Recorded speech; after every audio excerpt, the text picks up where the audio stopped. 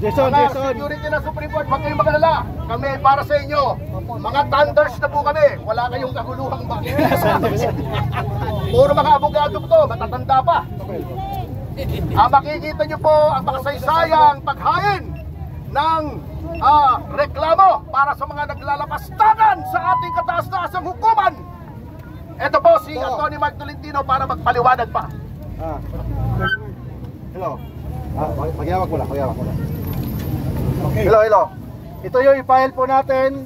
Kasama ko si Atty. Rolex Supico. Mag-file po tayo ng petition to declare for indirect contempt against Richard Hidarian and Percival Sendenia. Ano yung ginawa ni Sendenia, ni Congressman Sendenia? Forward. Dito sa may logo.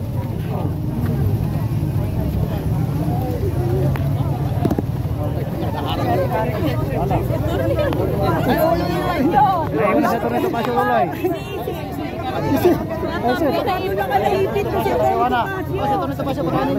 Hello, si Atty. Topacio. Yan. Atty. Topacio. Hello.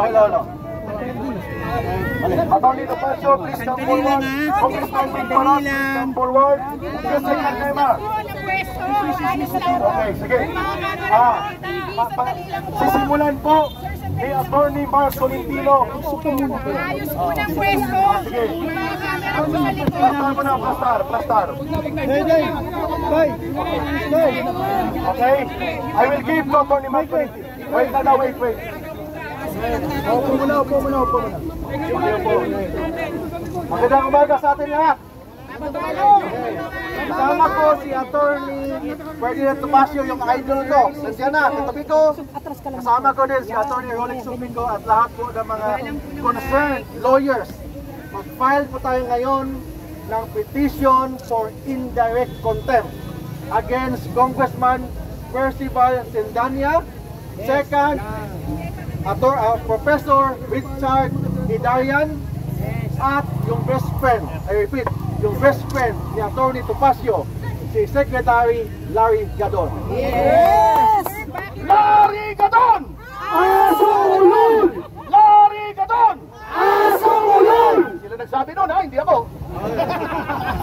Ang grounds po natin, for example, kay Percival Sendenia, sinabihan niya Supreme Court na Supreme Cuddler ng mga corrupt ng mga opisyales. Second, itong si Richard Hidarian, nag-post sa Facebook and sa Twitter niya na lahat daw ng mga justices ng Supreme Court appointee ng mga Duterte, therefore hindi independent ang Supreme Court. Bilang abogado, as an officer of the court, we have the obligation to defend the integrity and the independence of the highest court of the land. Yes! Bakit? Kasi kung wala ng credibility ang Supreme Court, wala ng matirang justisya sa Pilipinas.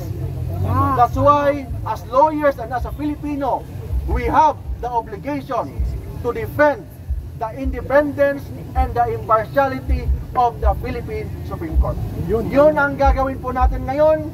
After this, pupunta na ako sa loob, mag-file na po tayo ng petition to declare those three individuals for indirect contempt. Yes!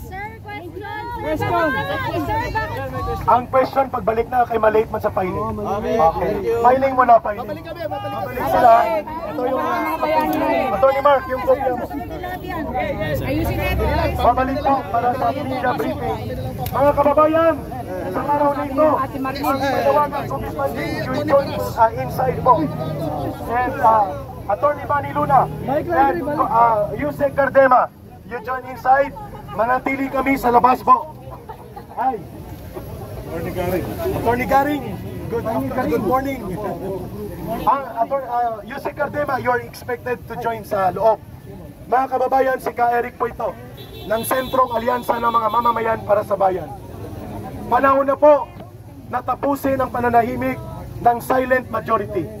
Ang mga nag-ari-arian ng mga minority bully, kagaya ng mga hilaw na komunista na akbayan, yung grupong pinanggalingan ko na mga pinupunduan ni Marcos at Romualdez, ang Communist Urban Operatives ng Makabayan Bloc, at ang mga alipores na mga magnanakaw na congressman ni Martin Romualdez.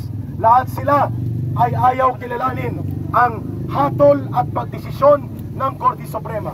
Marapat lamang po na magsalita ang taong bayan, sapagkat sa ating demokrasya, ang pag-iral at pangingibabaw ng batas ay higit pa po sa ambisyon ng mga swapang na politiko na gustong mag-ari-arian sa ating bayan.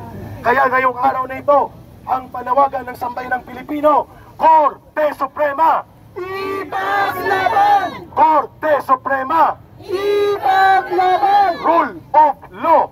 Ipaglaban! Malinaw po na ang boses ng sambayanang Pilipino ay hindi pwedeng i-hostage ng mga bully minority na ito.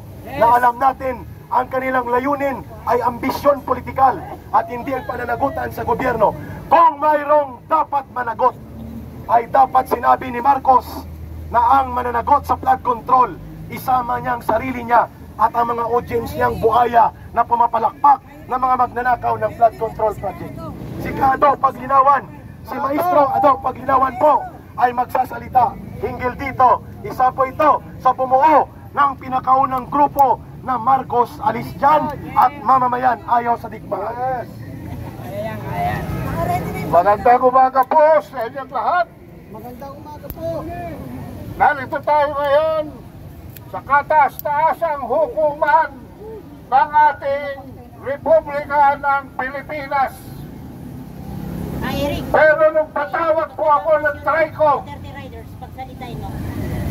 Si sa Kamara, tinanong ako ni Congressman Abante, Mr. Paglinawan, are you a lawyer? Ang sagot ko po, hindi po ako lawyer.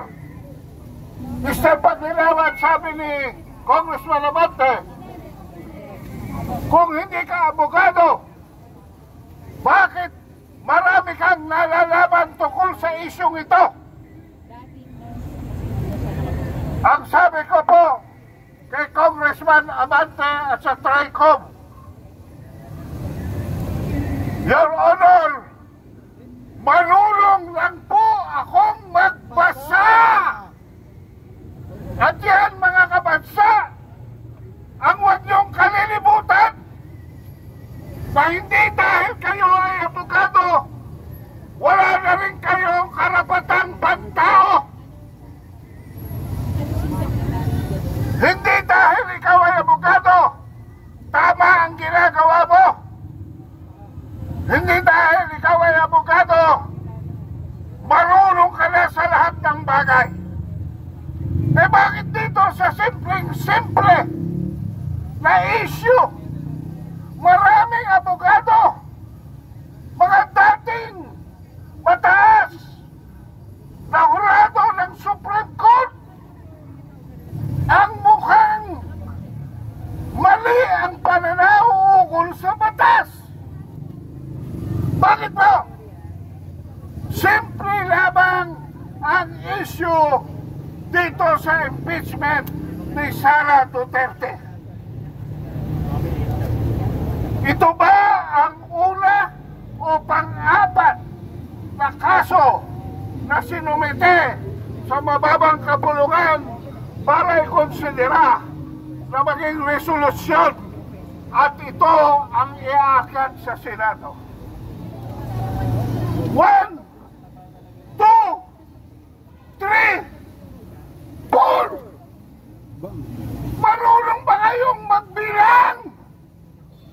Pang-apat ho ang isinumite sa Senado. Anong ginawa rin sa tatlo? Minute ball. Nilagay ho sa filing cabinet.